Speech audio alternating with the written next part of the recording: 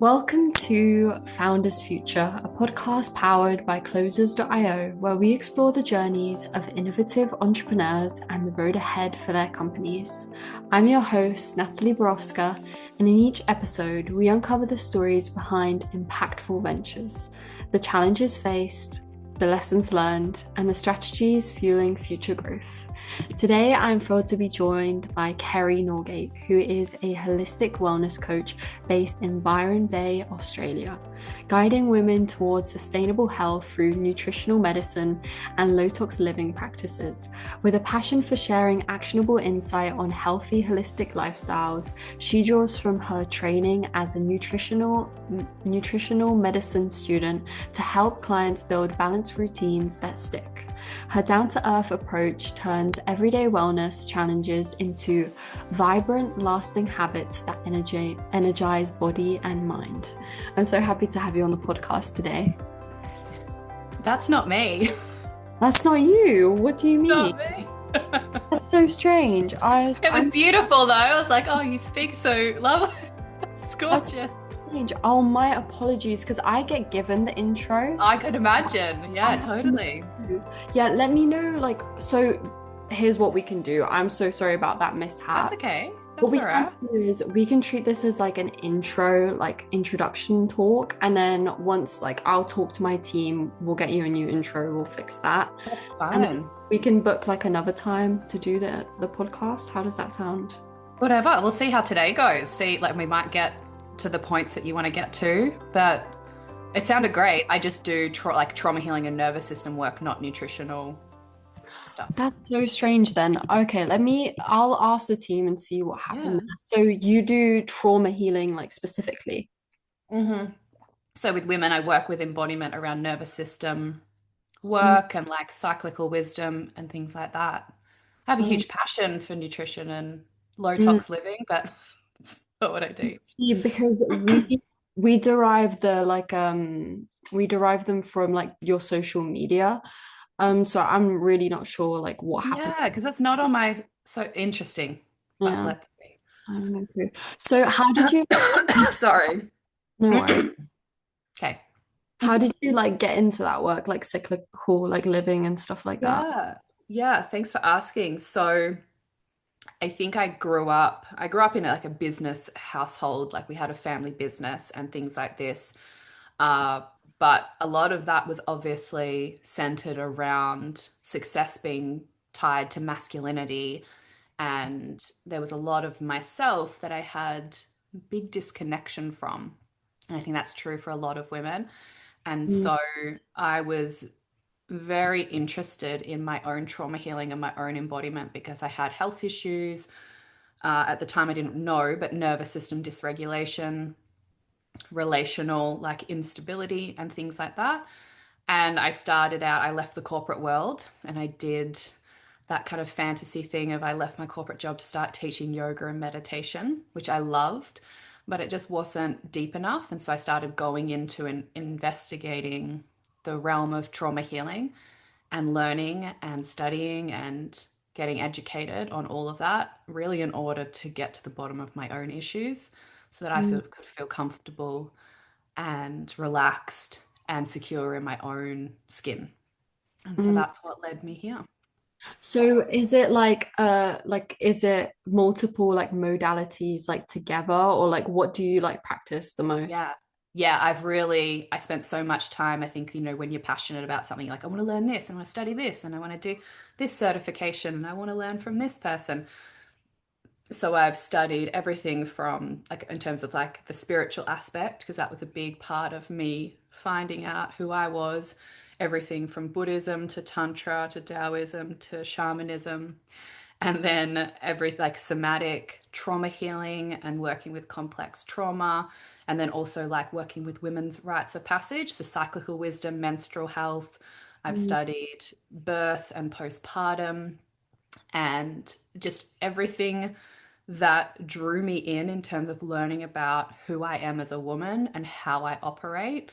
And I just kept putting the pieces together and learning the things that I wanted to learn about, yeah, how I move in the world and how I could live a healthy and vibrant lifestyle. I see. That's super interesting because I used to work with someone. So I used to have like my own business. I did like video editing for people. And I worked with a woman who like did it like very similarly like niche to you. She was like a psychic healer and she would like get all of like the modalities together and really like work with women to like break free from like it was just so awesome. Like I love her so much as an individual. What would you say is like your core offering? Like, do you do like one-on-one coaching, group coaching? Like, how does it work? So when I first started, I kind of pivoted to online at the start of COVID, even though I was not a tech person. I was a bit adverse to that. I wanted to be working in person and Mm, running women's work in person, which is what I was doing. And then for the first few years, it was just putting courses and digital products and things out there to see what worked, but a lot of it required my time face to face. And so for the last 18 months, really, I've been pulling back and rebuilding the business from the ground up in a way that can scale and can mm, scale without too much of my time and energy. So we have a suite now of digital products there. At the moment, the ones we have are all focused around creating secure and healthy relationships, so healing relational dysfunction. And that goes from a DIY product to a community product to then one-on-ones with me. But in my one-on-ones, I also work with women around all kinds of things, including starting their own businesses, all of that stuff that really breeds into having that purposeful and whole life as a woman and really finding our gifts and bringing them to the world. I see. So you have like you would say like multiple like tiers of service. So is Yep. it like you start with like a free offering and then you funnel them to like an email? Like what's like your like marketing? Like what would you say? Yeah. So Yeah. we've got the funnel is we are doing most of our marketing on social media. At the Mm, moment we're wanting to really scale visibility because, excuse me, from when I started posting on Instagram many, many years ago, it's, changed so much. And so we're really wanting to scale visibility to different platforms and utilize different platforms. But from there, we have a score app quiz, which allows women to understand their patterns in relationship and get like their relationship mastery stage. And then from there, there's a free training, a masterclass.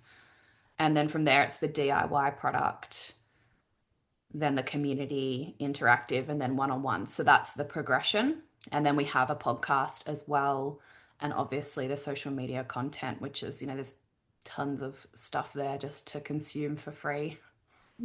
I see. So right now you're really focusing on like social media. Have you ever like considered for scaling like paid ads? Yeah, so we were focusing on those last year, but my bottleneck and my challenge, because I changed tactics from, well, I wouldn't really even call it a tactic or a strategy to begin with. It was, wow, I'm in the online world doing something that I love. Like, how do I make this work? And then burnt out because of it, the usual kind of story. And then from there, it was learning about, yeah, how we can scale and how we can scale without me. And paid ads was one of them, one of those things. And we're going to start them again next month. But the problem I was having was because we are getting so strategic with this product progression, my bottleneck was the messaging Mm, rather than speaking to everybody about so many things because I had so much knowledge and so much I wanted to share. It was really targeting that one person. And that was something that I've been working on for quite a while now. And so we were doing ads and they're definitely moving in the right direction. But I was mm, like, I want to pull it back for about 6 weeks. So we've just paused them. And I wanted to really get clear on messaging. who this woman is, yeah, Yeah. and where she's coming in and what the outcomes are, because that can also be tricky with emotional stuff. We're not selling a tangible outcome. Mm, You don't want to overpromise. I don't want to be disingenuous, yeah. but you've also got to speak to how powerful and important the work is. Yeah, okay. And so you guys were like running the ads yourself, or like there was someone helping you with it? I've got a team, so all everyone that I work with is all subcontractors from different parts of the world. So I have a marketing team there in the UK, and they specifically focus on ads. I see. So they were the ones like running like meta ads, was it? Yeah. I see. And is it like a work with you approach, or like how do they work? How did they structure it? Yeah, like how does like the business like relationship like they like help you with the creatives, they run them for you, like Yeah. So they how do kind of do all of that. It was finding out exactly like who I want to work with so that, it is the ideal client that I want to be working with or is the right fit for that program. So asking all of those questions, going through that process, and then they do the creative. I just meet with them, we discuss, how ads are tracking, and then they do the creative. So I send them the videos. They'll create the scripts, they'll create all of that. We'll make adjustments, we'll go back and forth, but then they build out all of the creative for the ads. I see. And then you guys stopped them, was it because like the message like messaging wasn't right, or like because you were like mostly burnt out? Was it like a combination of the two? No, it was both. It was just having the capital to kind of keep going, and also just I knew that when you get to those points in life where you're like, I can keep going and I can keep doing it like this, but if I step back, I'm actually going to be able to get the clarity that I need. I just need that little bit of space to get the clarity. And I was like, I don't want to stop because this is something that I want, but I know that if I keep going like this, it's going to take me two, three times as long as if I just pause and actually focus really on the offerings, the languaging, and getting really granular with that, which is what I've been doing. And Mm. then trialing some of that messaging just in our organic, on our organic platforms and seeing what's converting, what's landing, what's working, and then pulling out the best of that and popping it into ads. Also, the beauty of like stepping back is that you're really able to like listen to like your own intuition. Like if you have like a lot more silence, you're really able to like connect more deeply with yourself so that you can like figure out like who is this like woman that I want to speak to. So I think that's like honestly like the best like mode of action that you could have taken, to be honest. Yeah, and you've described it so beautifully. And in the past, I would have been fearful to take my foot. I mean, that's been the journey and the lesson through this whole thing of entrepreneurship. It's like fearful to take your foot off Mm, because what happens when you lose the momentum, yeah. but really learning that we get that clarity when we do step back, when we do relax and we do listen. And in reality, the woman that I'm speaking to is an older version of me. It's a past version of me that needed this work. And to connect with her, I have to integrate and step back and really be quiet in that way. So you're spot on. I feel like also it's just such like a masculine, like it's like because like the society, like our society like operates so much like on masculinity. I feel like we constantly feel like we have to push, push, push, like keep going, otherwise we'll lose momentum. But I feel like if you're able to like really step into like your feminine, able to listen to yourself, go with like the cycles, then it's just like a completely different story, isn't it? Completely different story. And the amount of clarity I always get, like since we've taken that pause, it's Mm, been already, I think, 3 weeks.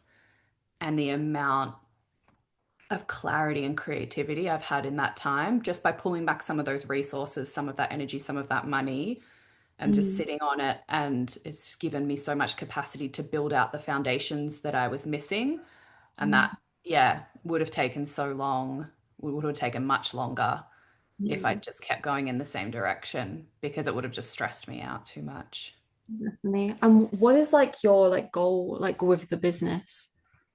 Yeah, so I have my like ideas, but I also am very aware that my priority and what guides me is that I can maintain my connection and the depth with my clients, the depth of transformation, And so I'd love to say like I have a seven, I've always had a seven-figure goal for the business, Mm. but it's a non-negotiable, like that I'm not harming myself in the process or watering down what I'm teaching, that the growth of my business purely reflects the genuine capacity of my nervous system, and that I'm showing women who maybe grew up with trauma or grew up with a dysregulated nervous system or didn't see models of working or business that inspired them of what is actually possible without going into those places that are just ego based of like, oh, I like the idea of having a seven-figure business because it says something about me. It's like, well, what is actually sustainable? What is actually true? And I'd like to say that's absolutely possible with the right team and the right tools and the right foundation. But I won't compromise my values in order to get the numbers on a piece of paper. Yeah, definitely. But like, I feel like having like like the sustainable business like of your dreams, like you kind of have both. Like, and that's like the beauty of it. It's like the fulfillment is like on par, and like if you have like the seven figures, like you're just with that, like the money is like just like a transaction. Like you get like what you put out, and you're like changing these women's lives. So I don't see like why that's not possible. I think that's Thank like you. yeah. Thank you. Yeah, such thank you for and those getting that belief system for me. And thanks for saying that because I grew up with in a lineage, multiple generations of successful business people Mm. that had that were in multiple seven figures, but it didn't represent the lifestyle that I wanted. And so in my head, I'm rewriting that. And so you've so beautifully helped me do that today. It's so good. I love speaking with you. It's very nice. I feel like we're vibing very well. I love speaking with you too. It's beautiful. Great way to start the day. Nice. And if you are a business owner and you're looking to scale your business and you really want to enhance your sales and marketing efforts, visit closers.io to hop on a call with our team and discover how we went from 0 to 30 million per year in less than 3 years. Until then, keep on climbing.